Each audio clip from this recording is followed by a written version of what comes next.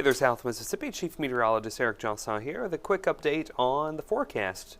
Over the next couple of days, we're gonna see a lot of changes. In fact, today was nice and warm and spring-like, but overnight tonight, we're going to see rain move in across the region. Tomorrow is another warm day during the first half of the day. We're going to see a big cool down tomorrow evening. In fact, Thursday is looking much colder, but then we're going to warm right back up going into the weekend. So let's talk about the rain coming in tonight first. We're seeing the showers moving in already. We're starting to see those maybe some pockets of some heavier downpours just north of Diamond Head up around the Kill in Hancock County.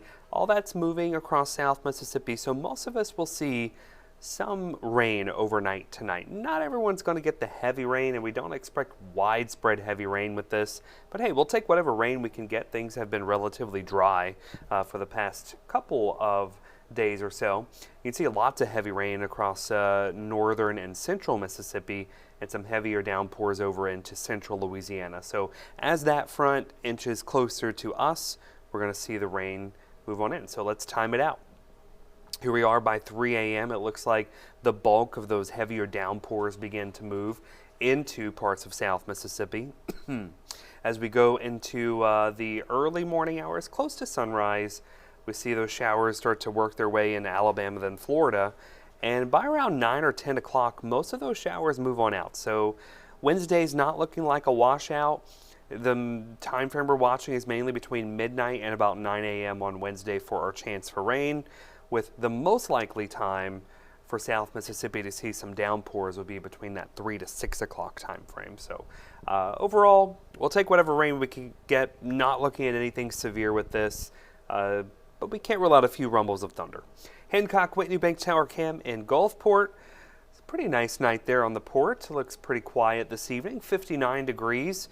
We got a light breeze this evening. Our dew points are in the 50s, which has gone up from earlier this week when our dew points were in the single digits. So the lower the dew point, the drier the air, the higher the dew point, the more moisture is in the air. So we have some moisture to work with as that front comes on in.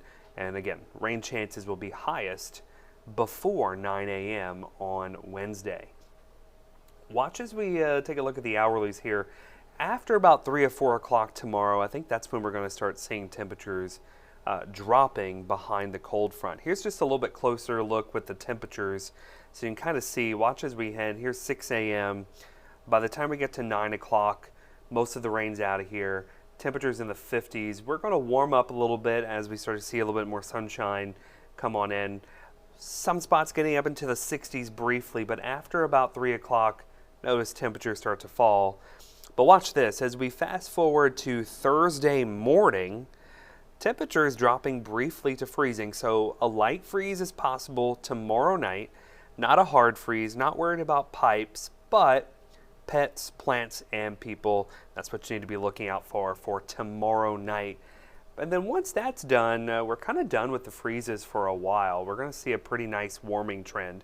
As far as rain chances go, after the rain tonight, rain chances are slim throughout the weekend. Maybe next week we might have the opportunity for some passing showers, but this weekend is looking pretty nice, especially with all the parades going on. Big weekend for Mardi Gras parades.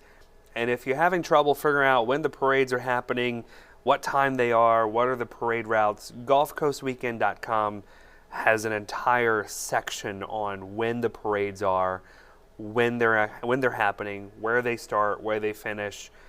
For the entire coast. So that's a really good source to find out when the parades are happening and where they are going to route through each town.